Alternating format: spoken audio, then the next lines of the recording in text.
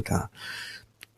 베드로가 로마에 가서 순교를 당했는데 로마에 가 있던 어느 시점에 아마 바울과 약간 겹치거나 아니면 바울 순교 뒤거나 로마에 가 있었고 소아시아 일대에 있는 교회들에게 위로하고 격려하는 편지를 썼었는데 특별히 베드로 전서에서는 교회 바깥으로부터 오는 많은 핍박들을 참 믿음으로 견디고 인내해라. 그런 내용이라고 한다면 베드로 후서는 교회 안에 있는 거짓 교사들이나 교회 안에 있는 향락주의라든지 그러니까 전서는 외부적인 문제에 대한 견딤, 후서는 내부적인 문제로부터 교인들이 건강하게 잘 세움을 받는 문제를 다루고 있다. 그렇게 평가되고 있습니다. 수신자는 조금 전에 말씀드린 대로 소아시아 일대에 있었던 교회들이고 저자는 스스로 표현한 걸 보면 예수 그리스도의 종과 사도인 시몬 베드로 그렇게 된 것을 보죠.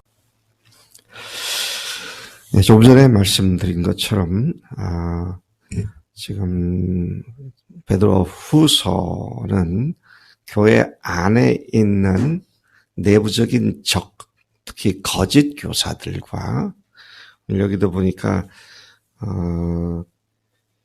4절에 보니까 이로써 그 보배롭고 지극히 큰 약속을 우리에게 주사 이 약속으로 말미암아 너희가 정욕 때문에 세상에서 썩어질 것을 피하여 신성한 성품에 참여하는 자가 되게 하려 하셨느니라. 정욕 때문에라고 하는 향락주의나 인간적인 육신의 정욕, 안목의 정욕 이상의 자랑으로 교인들의 믿음이 무너지지 않도록 하기 위하여 이 편지를 쓴 것을 우리가 여기서 알 수가 있습니다. 1절부터 2절까지는 간단한 인사를 하고 있죠. 네. 그가 자신을 예수 그리스도의 종이며 사도인 시몬 베드로. 참 이 두 가지 신분의식을 여기서 봅니다. 하나는 예수 그리스도의 종이다. 헬라어는 둘로스다. 둘로스라고 하는 헬라어 단어의 적절한 표현은 영어로 표현한다면 본드 슬레이브, 쇠사슬에 묶인 노예다. 바울도 그러했지만 베드로도 자기 자신을 예수님의 사랑의 사슬에 매인 종으로 여기고 내가 내 것이 아니라 주님 것이다. 주님이 나의 주인이시다. 이제 그런 신분의식을 뚜렷하게 가졌던 것을 보게 됩니다. 그런가 하면 두 번째 그의 신분은 사도다.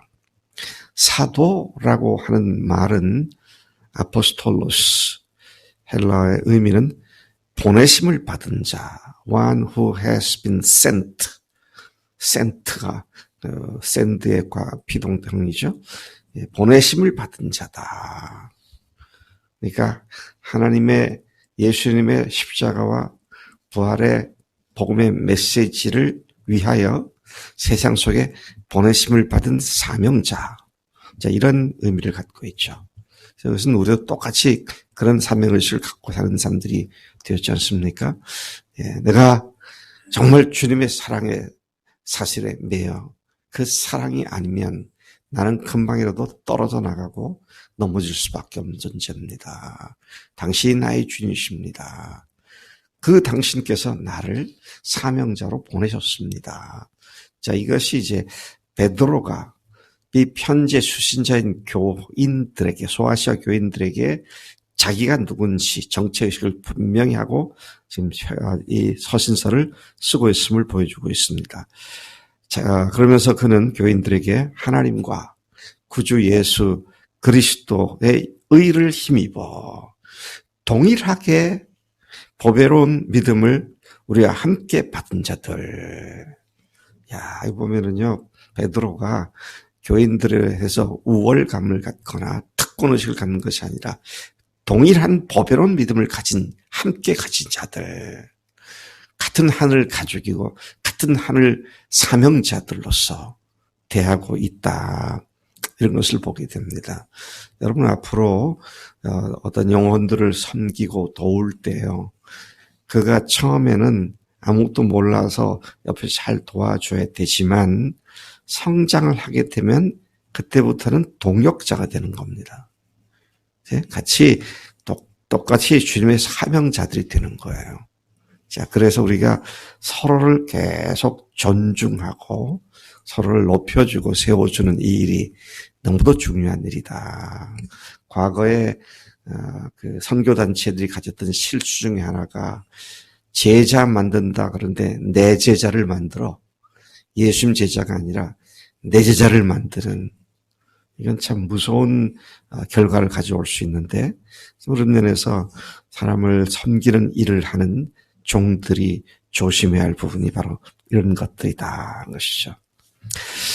또 계속해서 그런 동일한 믿음을 가진 교인들에게 2절에서 이렇게 말합니다. 하나님과 우리 주 예수를 알므로 예수님에 대한 지식을 제대로 가짐으로 여기에서는 히브리어로 야다에 해당하는 의미를 갖고 있죠. 그냥 지식적으로만 아는 것이 아니라 실제 삶으로 아는 것. 네.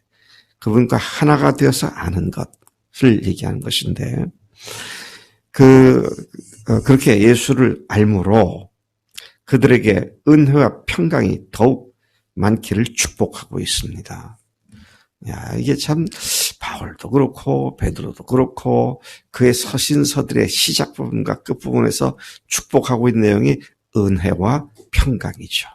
예. 우리가 하나님의 은혜가 아니면 평강이 무너지게 되고 평강이 무너지게 되면 은혜하고는 점점 멀어지게 되는 악순환을 할 수밖에 없는데 그래서 시작도 은혜요. 끝도 은혜고 시작도 평강이고 끝도 평강이고 그래서 여러분 항상 생각해야 할 것은 내 마음의 평강을 앗아가고 있는 것이 뭔가. 빨리 그걸 해결해야 돼요. 빨리 해결해야 돼요. 사람들과의 관계는 빨리 가서 화목하고 해결하고 또 나 스스로 문제 있으면 빨리 회개하고 그래서 은혜를 놓치지 않고 평강을 잃지 않는 이것이 너무도 중요하기 때문에 베드로뿐만 아니라 모든 서신서들의 시작과 끝이 이것을 축복하는 것으로 시작되고 끝나고 있는 것을 보게 됩니다. 계속해서 우리가 잘 봐야 할 것은 그들을 동일한 보배로운 믿음을 함께 가진 자다 그렇게 했기 때문에 동료 그리스도인들을 귀하게 여기고 존중하고 사랑해야 하는 대상자이며 목회자라고 특별히 들보다 더 우월한 위치에 있는 것은 결코 아니다. 리더라고 해서 내가 돕는 사람들을 자기 종처럼 부려먹고 좌지우지할 수 있는 건 절대로 아니다. 자, 이것을 우리가 잘 기억해야 할 것입니다. 다만 하나님의 종이 되어 그분의 보내심을 받은 자라는 신분의식, 사역의식을 갖고 살아가는 자들로서 겸손히 사역을 해야 한다. 3절과 4절에서는 또한 베드로는 주님의 신기한 능력으로 그가 자기 속에 우리 속에 역사하는 생명과 경건에 속한 모든 것들을 그분의 신기한 능력으로 그렇게 설명을 하면서 그 경건에 속한 모든 것을 우리에게 주셨는데 이는 우리가 그분의 영광과 덕으로 말미암아 우리를 부르신 하나님을 안 자들이 되었기 때문이다. 예수님을 죽으시고 부활하신 예수님을 나의 주, 나의 하나님이시라고 고백하고 그분을 모시고 살아가는 자들이 알고 있는 예수님, 경험하고 있는 예수님, 그 예수님에 대한 그런 그런 지식 때문에 그 보배롭고 제가 그 약속을 우리에게 주셨으니 그 약속을 믿기 때문에 정욕으로 말미암아 세상에서 썩어지는 것들을 피하여 신성한 성품에 참여하는 자가 되게 하려 하셨다. 자, 이 말을 굳이 해야 했던 이유는 아마 소아시아 일대에 있는 교인들 중에 이런 육신의 정욕, 안목의 정욕, 이생의 자랑에 넘어가서 걸려 넘어지는 사람들이 있었음을 알았기 때문에 이런 말을 쓰는 것 같습니다. 우리는 절대로 이런 데 안 걸려 넘어지죠? 걸려 넘어져요? 안 걸려 넘어져요? 우리도 넘어지잖아요. 네? 그래서 오늘 이 말씀이 그것들을 피하여 신의 성품, 옛날 번역에는 신의 성품이라고 그랬는데요. 신성한 성품에 참여하는 자가 되어서 이제는 그런 정력적인 것들이 아닌 하나님의 영광을 드러내는 성품으로 바뀌어야 한다. 제가 옛날에 여의도에서 사람들을, 청년들을 양육할 때 어떤 한 자매가 까칠한 성격을 갖고 있어요. 그래서 내가 개인적으로 충고를 했죠. 자매는 이렇게 하면 안 된다. 이건 고쳐야겠다. 그러니까 그 자매가 뭐라면 박 형제님, 제 성격인 걸 어떻게 해요? 그러더라고. 성격인 걸 어떻게 하냐는 거예요. 그래서 제가 뭐라 그랬겠어요? 성격을 고쳐달라고 주님께 기도하라고. 나중에 그 자매가 목사 부인이 되어가지고 남편을 내조하는 평생을 살아온 것을 제가 잘 알고 있습니다. 신의 성품에 참여하는 자, 신성한 성품에 참여하는 자, 그의 신기한 능력으로 우리를 그 가운데 있게 하셨다. 이 말씀을 꼭 기억하셔야 할 것입니다. 5절부터 11절까지 베드로는 그리스도인들이 갖춰야 할 덕목들, 이거 아까 말씀드렸던 신성한 성품들을 이야기하고 있어요. 덕목으로 말하고 있죠. 덕목으로. 자, 어떤 덕목을 가져야 하느냐. 우리가 처음에는 믿음으로 시작하잖아요. 그렇죠? 아, 예수님이 죽으시고 부활하신 하나님이시구나. 아멘. 할렐루야. 주님이십니다. 믿습니다. 그렇게 시작하는데 그 다음에 뭐가 필요하냐. 덕이 필요하다. 내가 구원받았다고, 부활의 주님을 만났다고, 교회에 다른 사람들 보면 아닌 것 같고, 어떤 목사도 조차 아닌 것 같고, 좌충우돌하면서 당신 구원받았습니까? 부활의 실제가 됐습니까? 막 이렇게 덤벼드는 그것이 그렇게 덕스러운 일은 아니에요. 네. 자, 여기 보니까 덕을, 그다음에 그것을 밸런스를 잘 맞출 수 있도록 해주는 것이 바른 지식입니다. 뭘 모르면 천방지축이 됩니다. 그런데 지식을 갖게 되면 밸런스를 맞추게 되죠. 또 거기에서 더 나가면은 지식은 또 약점이 뭔 줄 아세요? 유난히 얘기해봐. 지식의 약점이 뭐야? 응? 자랑? 그걸 다른 말로 바꾸면 교만해져. 지식은 사람으로 교만케 한다. 아이고, 이것도 모르는 저 무식한 것들, 이렇게 되는 거예요. 정말 지식을 갖되 절제를 할 수 있어야 되고요. 네. 내가 안다고 모든 걸 다 끝내는 것이 아니고 절제를 해야 한다. 그런가 하면 조금 어려움이 있으면 그냥 호들갑을 떨고 온 세상이 끝날 것처럼 아니라 인내하고 기다려야 되고요. 또 거기에 더 나가서 주님을 두려워하는 경건한 삶에 더 가까이 나가고, 또 거기에다가 어떻게 하라고요? 형제 우애를 덧붙여야 되고, 형제를 사랑하고 섬기고 하는 그 일. 그리고 그것의 완성이 뭐냐? 사랑입니다. 형제 우애 사랑을 더하라. 이 표현들에 의하면 앞에 것 위에다가 또 덧붙여서 점점 더 믿음의 덕이 풍성해지는 그런 모습으로 지금 이야기를 하고 있는 것이죠. 이런 덕목들이 넉넉하게 있어야 주 예수 그리스도를 알기에 게으르지 않게 되고요. 열매를 맺는 자가 된다. 그러니까 믿음 하나로 끝나는 건 아닙니다. 믿음으로부터 시작하여 어디까지 갑니까? 믿음을 시작해서 어디까지 가요? 사랑까지 갑니다. 그래서 사랑은 율법의 완성입니다. 네. 사랑은 고린도전서 13장에서 수많은 특성들을 갖고 있잖아요. 그 사랑을 더하라고 말하고 있습니다. 자, 그러나 이런 것이 없는 자는 어떤 자냐? 맹인이다. 볼 줄 모르는 자다. 멀리 보지 못할 뿐더러 심지어 자신이 옛날에 어떤 죄인이었는데 그것을 어떻게 하나님의 은혜로 용서받았는지까지도 잊어버리고 마치 처음부터 자기는 그런 참 좋은 사람인 것처럼 착각하고 살게 된다. 참 이 덕목을 갖추지 못하면 믿음만 갖고 있다고 한다면 자기가 구원은 받겠지만 구원 받은 삶은 제대로 이루지 않게 되는 이런 문제를 이야기하고 있는 것입니다.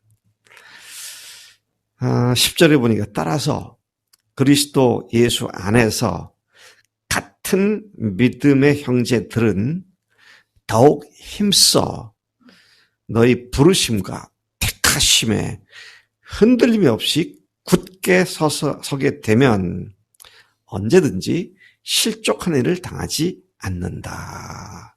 그렇게 말하고 있죠. 중요한 것이 여기서 뭡니까? 믿음의 형제들이 힘써야 할 것은 뭐예요? 부르심과 택하심에 흔들림이 없는 겁니다. 무엇을 위한 부르심? 거룩함과 의를 향한 부르심. 무엇을 위한 택하심? 하나님의 복음의 사역자로서의 부르심. 일꾼으로서의 부르심. 이것에 흔들림이 없게 되고 견강하게 서게 되면 실족해서 걸려 넘어진 일을 당하지 않는다. 그렇게 하면 어떻게 되느냐? 11절이죠. 우리 주, 곧 구주 예수 그리스도의 영원한 나라에 들어감을 넉넉히 너에게 주실 것이다. 자, 이 말을 그냥 그대로 문자적으로 설명을 해보면 어떤 사람은 천국에 넉넉히 들어가는 사람도 있고요. 어떤 사람은 겨우 턱걸이에서 들어갈 사람도 있어요. 겨우 턱걸이에서 들어갈 사람도 있어. 한번 물어봅시다. 누구한테 물어봐야 될까? 우리 저기 다은 자매 천국 들어갈 수 있지? 턱걸이에서 겨우 들어갈 것 같아? 넉넉히 들어갈 것 같아? 넉넉히. 아이고, 얼마나 감사하냐. 예. 근데 자칫 잘못하면 겨우 들어가는 사람들이 될 수 있어요. 그렇지 않기 위해서 어떻게 합니까? 부르심과 택하심에 흔들림이 없이 견고하게 사는. 근데 이런 거 꼭 기억하세요. 내가 견고하고 부르심에 흔들림이 없이 딱 서면 주변 사람들도 같아져요. 내가 흔들하면 주변 사람들도 그렇게 돼. 그래서 교회 안에 견고하게 서는 사람들이 몇 퍼센트가 되느냐가 그 교회가 어떻게 견고한 사람들로 세워지느냐, 그렇지 않느냐. 이것이 결정되더라고요. 그래서 내 기도가 뭔지 아세요? 하나님, 우리 교회 80%가 이렇게 서게 해주세요.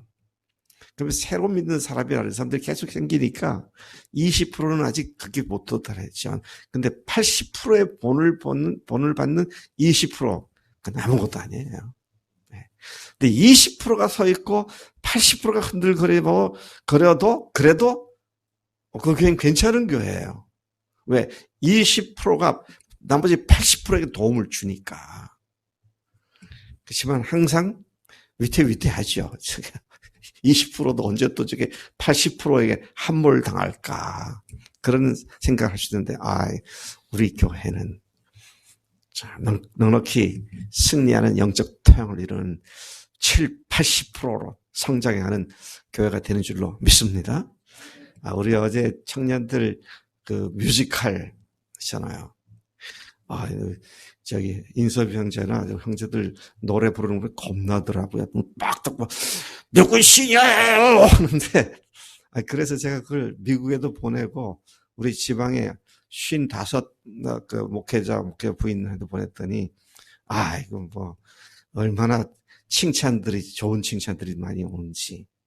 그래서 우리 청년 카톡방에 올렸더니 좋다고 박수치고 그러더라고요. 그런 청년들, 그런 교회들이 있으면 다른 교회들도 힘을 받습니다. 이렇게 주님 앞에 경건하게 서기 위하여 믿음, 덕, 지식, 절제, 인내, 경건, 형제 우애, 사랑을 날마다 더해가는 그런 복된 우리들의 삶이 되고 우리 교회가 되기를 축복합니다. 하나님 아버지 감사합니다. 이 아침에 참으로 내적으로 육신의 정력이 흔들거리고 또 거짓 교사들의 거짓 가르침에 흔들거렸던 소아시아에 있는 교인들에게 보낸 편지, 베드로의 편지 가운데 오늘 1장부터 첫 문단부터 우리에게 도전해 주시니 감사합니다. 하나님, 승리의 비결이 여기 있사오니 믿음으로부터 시작하여 사랑까지 날마다 새롭게 더해지는 복을 우리에게 허락하실 줄로 믿습니다. 오늘도 그렇게 주님을 경험하고 그렇게 주님 앞에 흔들림이 없이 부르심과 또 소망에 굳게 서는 하루가 되도록 역사하실 줄로 믿습니다. 감사합니다. 예수님의 이름으로 기도드렸사옵나이다. 아멘. 아멘.